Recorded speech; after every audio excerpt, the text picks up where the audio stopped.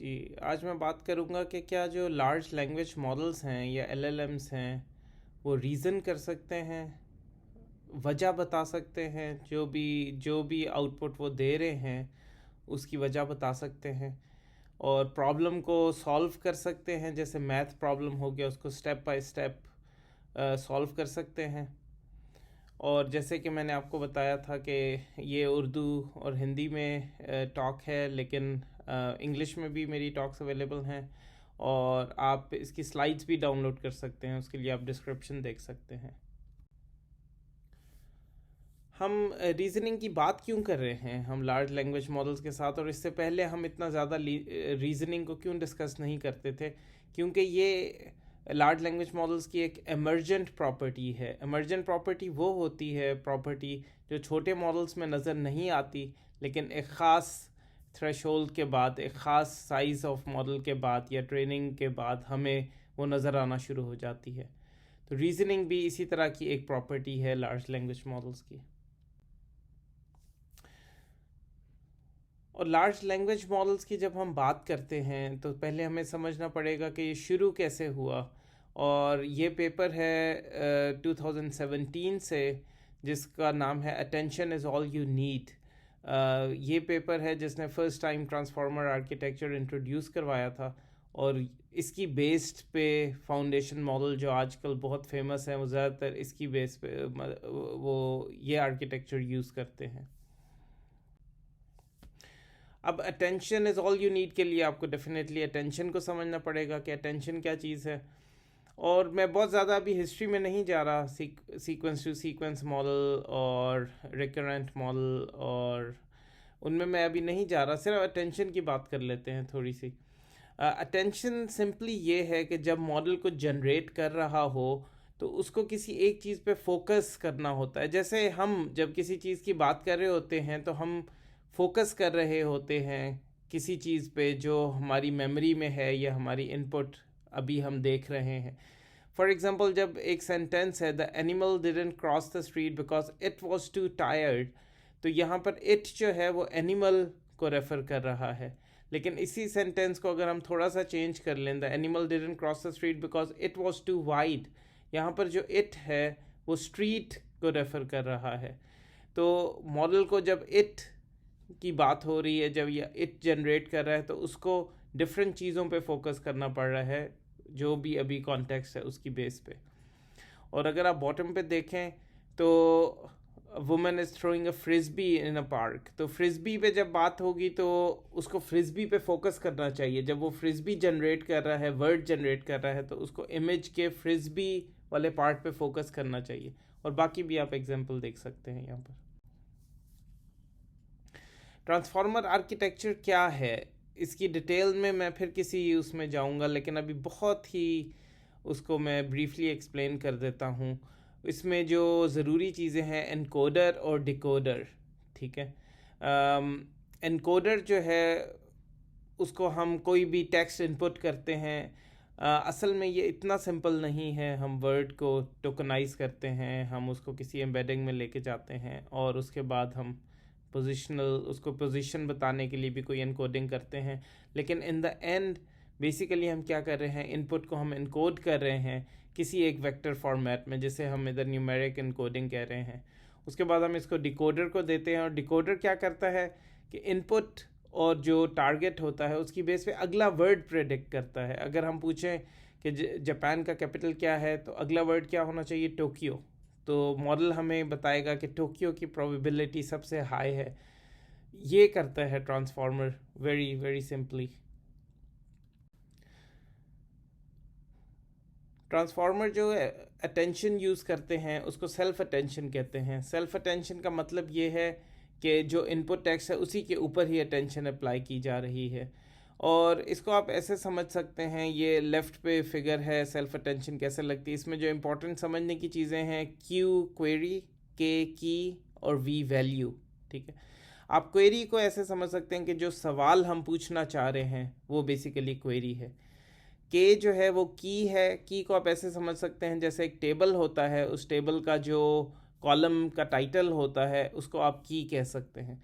Value होती है कि उस क्वेश्चन के कॉरेस्पॉन्डिंग उस कॉलम में क्या वैल्यू है।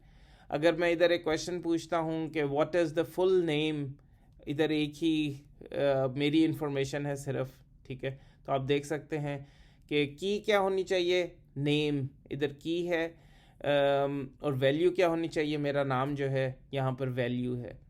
अब क्यू के वी ये कहाँ से आ जाते हैं, ये हम इनको ऐसे ट्रेन करते हैं, ये जो वेट्स हैं ये बेसिकली मेक श्योर करते हैं कि ये क्यू की तरह बिहेव करे, के की तरह बिहेव करे और वी की वैल्यू की तरह बिहेव करे। इनपुट सबकी सेम होती है, इनपुट एम्बेडिंग जो है एक्स वो इनपुट है, डब्ल्यू क्यू डब्ल्यू के डब्ल्यू वी वेक्टर्स हैं जो कि हम लर्न कर रहे हैं ट्रेनिंग के दौरान। अब डिस्कस कर लेते हैं कि reasoning, large language models reasoning कर सकते हैं, नहीं कर सकते, अगर कर सकते हैं कैसे कर सकते हैं। सबसे पहले हमें समझना पड़ेगा रीजनिंग है क्या। रीजनिंग की जो डेफिनेशन इस कॉन्टेक्स्ट में यूज़ होती है लार्ज लैंग्वेज मॉडल की, वो ये है कि हम कोई आउटपुट जब देते हैं तो हम उसको एक्सप्लेन कर सकें कि मैंने ये आउटपुट क्यों जनरेट की है। मॉडल हमें बता सके कि इसमें स्टेप बाय स्टेप जो सोच थी मेरी वो क्या इन्वॉल्व थी। रीजनिंग की कई फॉर्म्स हैं जो ज़रूरी हैं, मैं थोड़ी सी वो डिफ़ाइन कर देता हूँ। डिडक्शन, इंडक्शन, एबडक्शन की हम अभी बात नहीं करेंगे। डिडक्शन ये है कि जैसे लॉजिकल रीजनिंग, सिंबॉलिक रीजनिंग काम करती है, वो डिडक्शन होती है जहाँ पर हमें कुछ फैक्ट्स और रूल्स पता होते हैं और हम नए फैक्ट्स फाइंड करना चाह रहे होते हैं। जैसे ऑल स्वान्स आर वाइट और डेजी इज़ अ स्वान, और हम कह सकते हैं कि जब डेजी स्वान है और सारी स्वान्स वाइट होती हैं तो डेजी भी वाइट होनी चाहिए, ठीक है। इसमें हमें क्लैरिटी होती है कि हम जो बात कर रहे हैं सही कर रहे हैं। इंडक्शन वो है जहाँ हम बहुत सारी ऑब्जर्वेशंस करते हैं और उससे कोई नए हम रूल्स या फैक्ट्स जो है डिस्कवर करते हैं। अगर हम बहुत दफ़ा देखें कि डेजी एक स्वान है जो कि वाइट है, ठीक है, हम बहुत सारी स्वान्स देखें जो वाइट हों, तो हम लर्न कर सकते हैं कि मे बी सारी स्वान्स वाइट होती हैं। तो हो सकता है हम गलत हों, लेकिन बहुत ज़्यादा प्रोबेबिलिटी है कि हमने जो लर्न किया है वो ठीक है।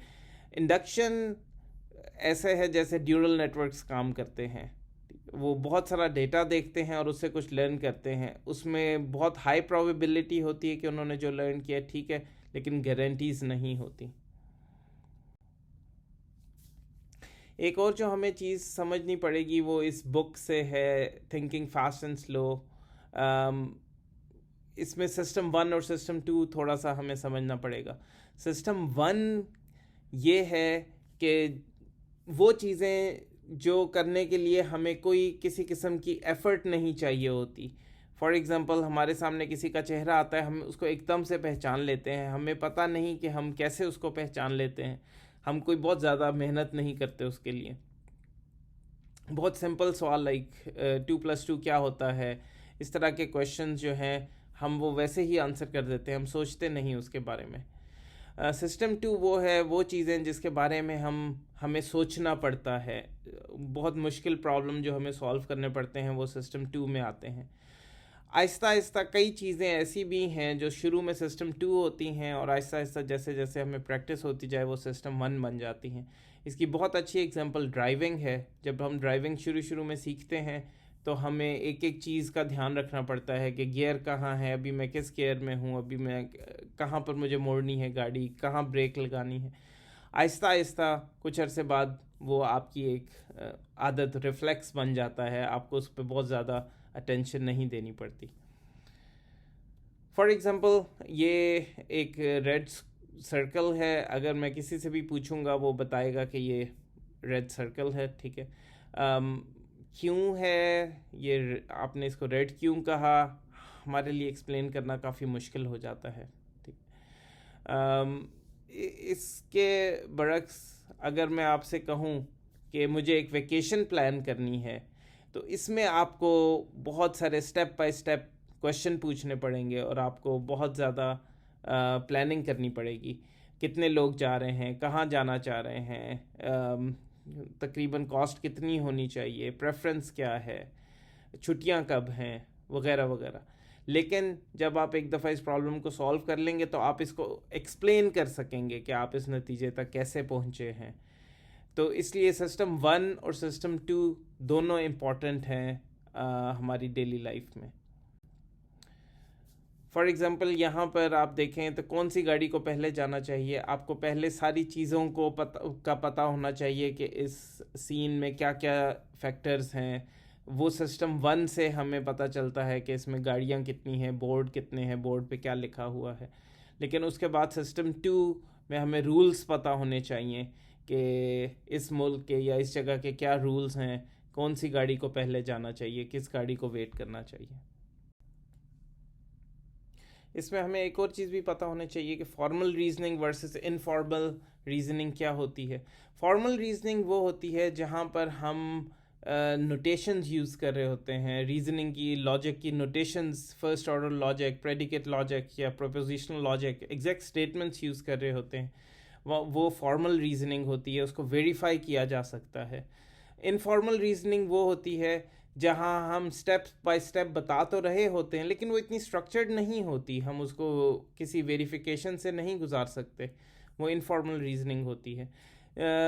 ऑफ कोर्स फॉर्मल रीजनिंग ज़्यादा रिलायबल होती है, हम उस पर ट्रस्ट कर सकते हैं, लेकिन लार्ज लैंग्वेज मॉडल्स के कॉन्टेक्स्ट में ज़्यादातर इनफॉर्मल रीजनिंग की बात हो रही होती है।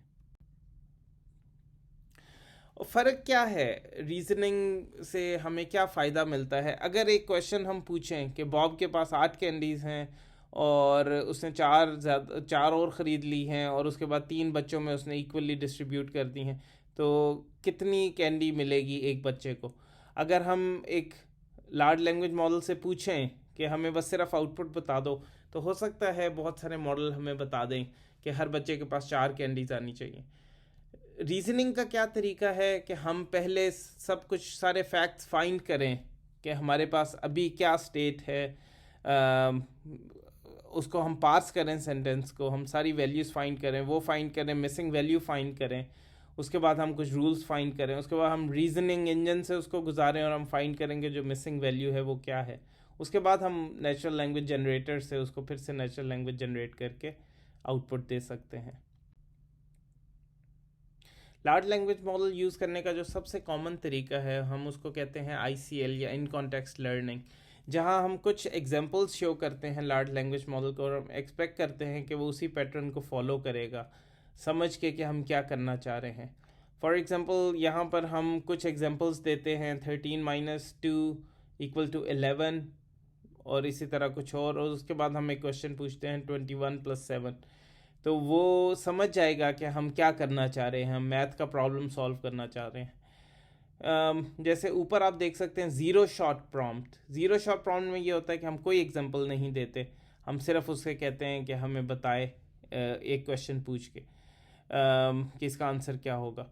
और आपने देखा है इस प्लॉट में कि ज़ीरो शॉट जो है उसका रिज़ल्ट थोड़ा बुरा है, 1 शॉट का उससे बेहतर है, फ्यू शॉट का उससे भी बेहतर है। लेकिन ये अभी रीजनिंग नहीं है, इसमें हम सिर्फ उसको कह रहे हैं कि हमें प्रॉब्लम सॉल्व करके दो। एक जो बहुत फेमस मेथड है उसको कहते हैं chain of thought prompting. Simple prompting ये है कि हम सिर्फ इनपुट दिखाएं और कुछ एग्जांपल्स दें, सिर्फ इनपुट की और आउटपुट की। चेन ऑफ थॉट प्रॉम्प्टिंग ये है कि हम कुछ एग्जांपल्स दें जिसमें हम इनपुट देते हैं और स्टेप्स देते हैं और आउटपुट देते हैं। अगर इधर आप एग्जांपल देखें तो स्टैंडर्ड प्रॉम्प्टिंग में हम क्या करते हैं कि कोई क्वेश्चन पूछ के सिर्फ उसका आंसर दे देते हैं एग्जांपल्स में। चेन ऑफ थॉट प्रॉम्प्टिंग में हम बीच के स्टेप्स भी देते हैं उसको, और उसके बाद जब हम मॉडल को सिर्फ क्वेश्चन बताते हैं, 2-3 एग्जांपल्स दे के क्वेश्चन आंसर, जब हम क्वेश्चन पूछते हैं तो फिर मॉडल को समझ आ जाती है कि हम आंसर में सिर्फ इंटरेस्टेड नहीं हैं, हम बीच के स्टेप्स में भी इंटरेस्टेड हैं। इसको हम कहते हैं चेन ऑफ थॉट प्रॉम्प्टिंग। ये arithmetic reasoning, math reasoning, common sense reasoning में काफ़ी ज़्यादा यूज़ हो रहा है आजकल। और ये तो है कि हम कुछ एग्जांपल्स उसको दे रहे हैं, ये ज़ीरो शॉट केसेस में भी यूज़ होता है, वो हम आगे डिस्कस करेंगे। यहाँ पर अगर आप देखें तो चेन ऑफ थॉट प्रॉम्प्टिंग का जो रिज़ल्ट्स हैं वो डिफरेंट डेटा सेट्स में, कॉमन सेंस रीजनिंग में और मल्टी हॉप क्वेश्चन आंसरिंग में बेहतर हैं स्टैंडर्ड प्रॉम्प्टिंग की निस्बत। जैसा कि मैं कह रहा था कि chain of thought zero shot में भी यूज़ हो सकता है। ज़ीरो शॉट का मतलब ये है कि हम कोई एग्जांपल नहीं दे रहे। अगर हम कोई क्वेश्चन पूछें और हम मॉडल से कहें कि हमें इसका आंसर कर दो, तो वो स्टैंडर्ड वे होगा। लेकिन अगर हम उसको कहें कि let's think step by step, या इसकी तरह का हम कोई उसको प्रॉम्प्ट दें कि स्टेप बाय स्टेप हमें जवाब चाहिए, तो ये zero shot chain of thought हो जाएगा। इसके अंदर मॉडल कोशिश करेगा कि वो आपको जो भी बता रहा है वो स्टेप बाय स्टेप आपको बताए। और इसमें भी आप देखें तो सिर्फ zero shot chain of thought से रिजल्ट्स बहुत ज़्यादा इम्प्रूव किए जा सकते हैं। इसकी एक एग्जांपल है जो कि चैट जीपीटी के साथ ली गई है। What is the largest state bordering Mississippi river? Mississippi river के साथ जो स्टेट्स लगती हैं उनमें से सबसे बड़ी कौन सी है? और जो रिज़ल्ट दे रहा है चैट जीपीटी, वो ये दे रहा है कि largest state bordering Mississippi river is Louisiana. So Louisiana वो स्टेट है। अब मेरे ख्याल में वो इसलिए कंफ्यूज हो रहा है कि शायद लुइसियाना में सबसे बड़ा पार्ट एग्जिस्ट करता है मिसिसिपी रिवर का। लेकिन हमारा क्वेश्चन ये था कि स्टेट कौन सी सबसे बड़ी है। अगर हम उससे पूछें मॉडल से कि let's think step by step, think step by step, okay, तो इसमें वो कह सकता है सबसे पहले वो स्टेट्स लिस्ट करेगा जो स्टेट्स बॉर्डर करती हैं मिसिसिपी रिवर को। उसके बाद उसने क्या किया है, नंबर 2 स्टेप में स्टेट के साइज़ फाइंड किया है। उसके बाद उसने उनमें से सबसे लार्जेस्ट स्टेट फाइंड की है, और उसके बाद उसने रिजल्ट दिया है मिनेसोटा, जो कि सबसे बड़ी स्टेट है मिसिसिपी रिवर को जो बॉर्डर करती हैं। और ये जो है मिनेसोटा जो है वो सही रिजल्ट है। चेन ऑफ थॉट सिर्फ स्टार्टिंग पॉइंट है, बहुत सारे और इसमें कॉम्प्लेक्स एल्गोरिदम एग्जिस्ट करते हैं, जैसे ट्री ऑफ थॉट उनमें से एक है। ट्री ऑफ थॉट में ये है कि हम मल्टीपल पाथ जो है वो बनाते हैं रीजनिंग के, और उसमें हमें बैक ट्रैक भी करना पड़ सकता है। अगर हमें लगे कि हम कहीं स्टक हो गए हैं तो हमें हो सकता है वापस आके किसी और पाथ पे जाना पड़े। लार्ज लैंग्वेज मॉडल कितना अच्छा रीज़न कर सकते हैं? अक्सर डेटा सेट में नॉन एक्सपर्ट ह्यूमन से बेहतर रीज़न कर लेते हैं। जब मैं कहता हूँ अक्सर डेटा सेट्स में, तो उसमें मेरा मोस्ट कॉमन जो प्रॉब्लम्स हैं math reasoning, arithmetic reasoning, common sense, basic common sense, उसकी मैं बात कर रहा हूँ। ऑफ कोर्स जब डोमेन स्पेसिफिक में जाते हैं तो एलएलएम्स बहुत अच्छा परफॉर्म अभी नहीं करते, उनको मज़ीद ट्रेन करना पड़ता है। इसका क्या मतलब है कि एलएलएम्स रीज़न कर सकते हैं? ये डिबेटेबल बात है, इसके ऊपर डिस्कशन की जा सकती है, लेकिन डेफिनेटली वो कुछ कैपेबिलिटी ज़रूर शो करते हैं। बहुत क्रिटिकल जो एप्लीकेशन है, बहुत ज़रूरी, उनमें हम एलएलएम्स अभी तक नहीं यूज़ कर सकते रीजनिंग के लिए, लेकिन कुछ एप्लीकेशन ऐसी हैं जिसमें यूज़ किया जा सकता है इनको। उसमें प्रॉब्लम्स क्या एग्जिस्ट करती हैं? एक तो हमें पता नहीं कि लार्ज लैंग्वेज मॉडल्स क्योंकि बहुत ज़्यादा डेटा पे ट्रेन हुए होते हैं, तो हो सकता है कि जो क्वेश्चन हम उससे पूछ रहे हैं उसने वो ट्रेनिंग के दौरान देखा हो, ठीक है। हो सकता है कि वो शो कर रहा हो कि वो सोच रहा है या रीज़न कर रहा है, लेकिन वो रीजनिंग ठीक भी ना हो, वो आंसर से डायरेक्टली लिंक्ड भी ना हो। तो जो बेंचमार्क्स हैं, जो एवेल्यूएशन है, वो अभी थोड़ी सी इम्प्रूव करने की मज़ीद ज़रूरत है, जिसमें हम एग्जैक्टली चेक कर सकें कि क्या ये वाकई ही उस तरह रीज़न कर रहा है जैसे हम चाह रहे हैं, और रिट्रीव नहीं कर रहा अपनी मेमोरी से। इसके ऊपर बहुत काम हो रहा है आजकल। आप मुझे जो है मेरे साथ कनेक्ट कर सकते हैं, मुझे फॉलो कर सकते हैं, सब्सक्राइब कर सकते हैं, और जो लास्ट लिंक है गिटहब का, वहाँ से आप इसकी स्लाइड्स डाउनलोड कर सकते हैं पावर पॉइंट में, अगर आप इनको यूज़ करना चाहें तो। Thank you.